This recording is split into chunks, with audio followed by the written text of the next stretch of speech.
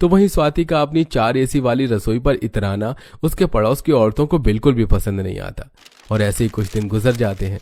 बढ़ती गर्मी की वजह से एसी डक्ट में शॉर्ट सर्किट हो जाता है, जिससे 2 एसी ब्लास्ट हो जाते हैं और रसोई में आग लगने लगती है। स्वाति रसोई में ही फंस जाती है। वहीं प्रणाली अपनी रसोई से ये सब देख रही होती है। जैसे ही वो रसोई की खिड़की से बाहर निकल प्रणाली स्वाति की रसोई में जाती है और उसे बचाकर खिड़की से ही बाहर ले आती है। आस पड़ोस के लोग जल्दी से आग को बुझाते हैं और थोड़ी देर में वरुण भी घर आ जाता है। और ये सब जैसे ही वरुण को पता चलता है। देख लिया रसोई में 4-4 एसी लगवाने का नतीजा, और लगवाओ रसोई में 4-4 एसी। अच्छा हुआ भाभी ने तुम्हें खिड़की की मदद से बाहर निकाल दिया, वरना अंदर ही फंसी रहती। जानती भी हो तुम्हारे साथ क्या हादसा हो सकता था। जिन भाभी को तुमने बेइज्जत करके घर से निकाला, आज उन्हीं की वजह से ही तुम जिंदा हो। चुप भी करो वरुण, स्वाति की हालत तो देखो। क्या देखूं मैं? इसकी अपनी हालत की भी जिम्मेदारी खुद ही है। अभी बेशरम की तरह खड़ी रहेगी या माफी भी मांगेगी? भाभी मुझे माफ कर दीजिए, सच में मेरी ही गलती थी। मुझे ही शौक था रसोई में 4-4 एसी लगवाने का। अगर ऐसा ना करती तो आज ये सब नहीं होता। मैंने जो भी आपके साथ बदतमीजी की उसके लिए मुझे माफ कर दीजिए। स्वाति अपनी जेठ जिठानी से माफी मांगकर उन्हें वापस घर में ले आती है और स्वाति अपने कमरे में लगे एसी को भी हटा देती है और अब सब आराम से पंखे कूलर की ठंडी हवा में रहते हैं। आपके बेटे की रिपोर्ट्स आ गई हैं। आपके बेटे के पेट में इन्फेक्शन हुआ है। लगता है आपके बेटे ने बाहर का और कुछ उल्टा सीधा खा लिया है। डॉक्टर, मैं तो अपने बेटे को बाहर का कुछ भी नहीं खिलाती हूँ।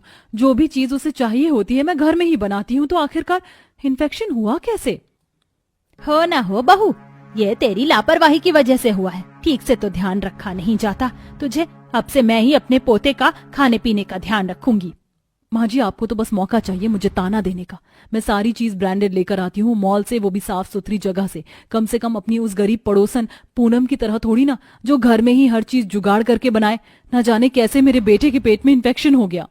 अच्छी महंगी और साफ सुथरी जगह से राशन लेने के बावजूद भी आखिरकार कैसे शालू के बेटे मोनू को पेट में इन्फेक्शन हो गया? क्या इन्फेक्शन का कारण शालू का लाया हुआ मॉल का सामान था या कोई और क्यों शालू अपनी गरीब पड़ोसन को इस तरह सुना रही थी? आइए इसे जानने के लिए कहानी में थोड़ा पीछे चलते हैं। अरे शालू बहू, तूने मुझे बताया नहीं कि रसोई का सारा सामान खत्म हो चुका है। शाम में हम लोग दुकान से सामान लेकर आते हैं। पैसा होने के बावजूद भी आपकी सोच गरीबों जैसी क्यों है? बहुत खा लिया हमने दुकान का राशन, अब से घर में सिर्फ मॉल का ही सामान आएगा। लेकिन बहू, मॉल का सामान काफी महंगा होता है और मैंने तो कभी कभी सुना है कि मॉल के सामान में मिलावट भी होती है। अरे माँ जी, वो मॉल का सामान है, कोई छोटी मोटी दुकान में मिलने वाला सामान नहीं। अगर सामान में मिलावट होगी तो कस्टमर मॉल में जाकर कंप्लेन नहीं करेंगे। आप क्या चाहती हैं? अब इतनी गर्मी में हम पसीना बहाकर दुकान की लंबी लाइन में खड़े होकर राशन लें? ना बाबा, ये तो मुझसे ना हो पाएगा। हम शाम को आराम से गाड़ी में बैठकर मॉल जाएंगे और एसी की ठंडी हवा खाते हुए सामान खरीदेंगे। इससे मिलिए ये शालू अमीर परिवार की इकलौती बहू। हर अमीर की तरह शालू भी अपने ब्रांडेड शौक पूरे करने से पीछे नहीं हटती थी। यहाँ तक कि अब तो कुछ समय से घर का सामान राशन भी शालू मॉल से ही खरीद कर लाया करती थी। शालू के पड़ोस में ही एक पूनम नाम की गरीब बहू रहती थी। चलो, काली मिर्च, नमक और हल्दी पिस गई। अब जल्दी से बाकी मसाले पर पीस देती हूँ, खाना भी बनाना है। अरे बहू, तू फिर से मसाले पीसने बैठ गई। रितेश ने तुझे पैसे दिए तो सही थे राशन के, तो तू दुकान से जाकर सारा सामान क्यों नहीं लेकर आती? क्यों इतनी मेहनत करती है? माँ जी, मेहनत में किसी और के लिए नहीं बल्कि अपने परिवार के लिए कर रही हूँ। आपको नहीं पता, आजकल दुकानों के सामान में भी काफी ज्यादा मिलावट होती है और वैसे भी इनकी तनख्वाह इतनी ज्यादा नहीं है कि हम घर का सामान लाने के बाद पैसों की बचत कर सके। आने वाले समय में महंगाई बढ़ेगी तो उसके लिए हमें बचत भी तो करनी है। उन्होंने जो भी मुझे पैसे दिए थे मैंने गुल्लक में डाल दिए हैं। पूनम अपने घर के आंगन में ही चावल के, धान और गेहूं की खेती करती थी।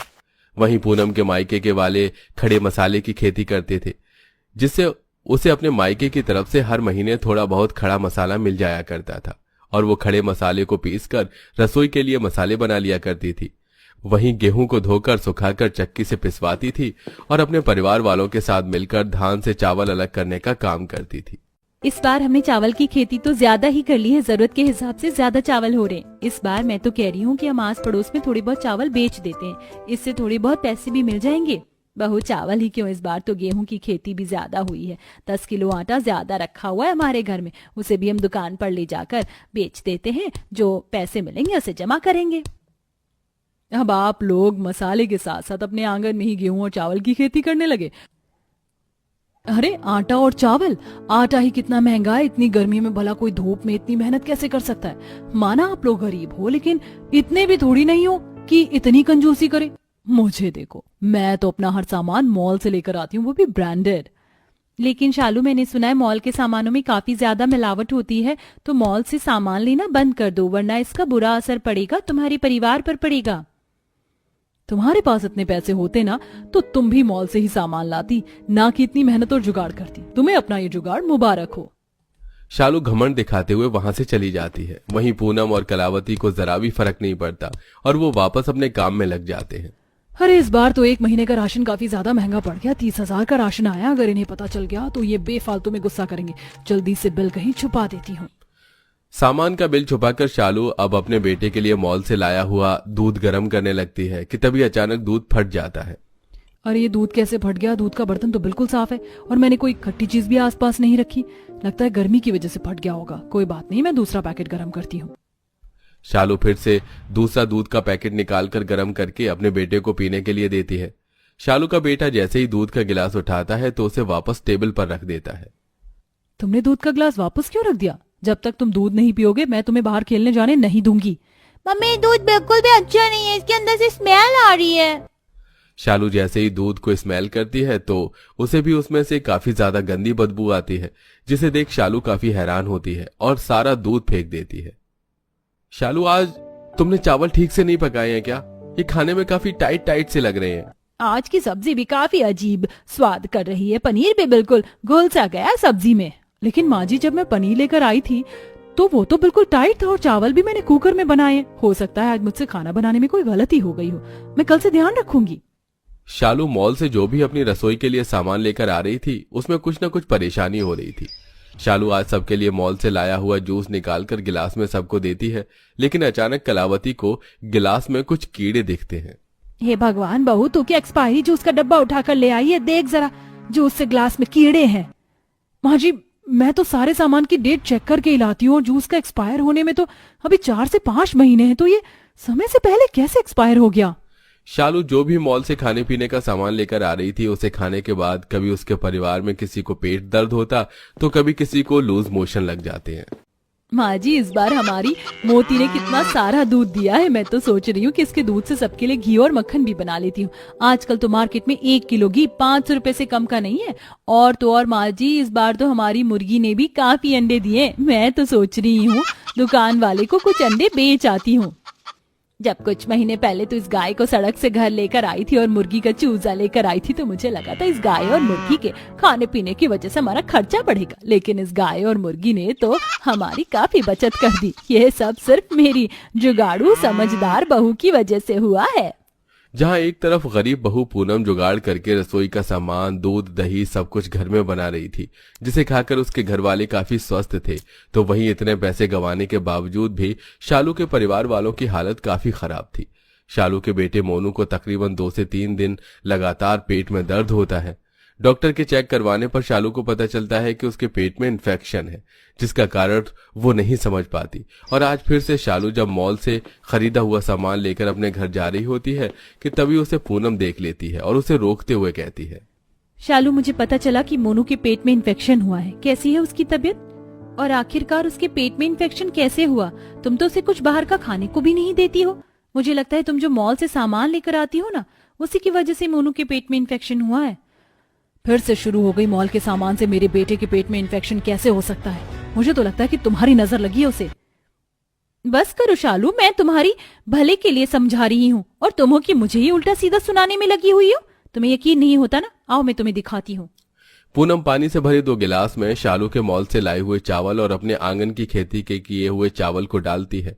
वहीं दोनों पानी से भरे कटोरे में मॉल से लाए हुए अंडे और घर में खुद की पाली हुई मुर्गी के अंडे डालती है।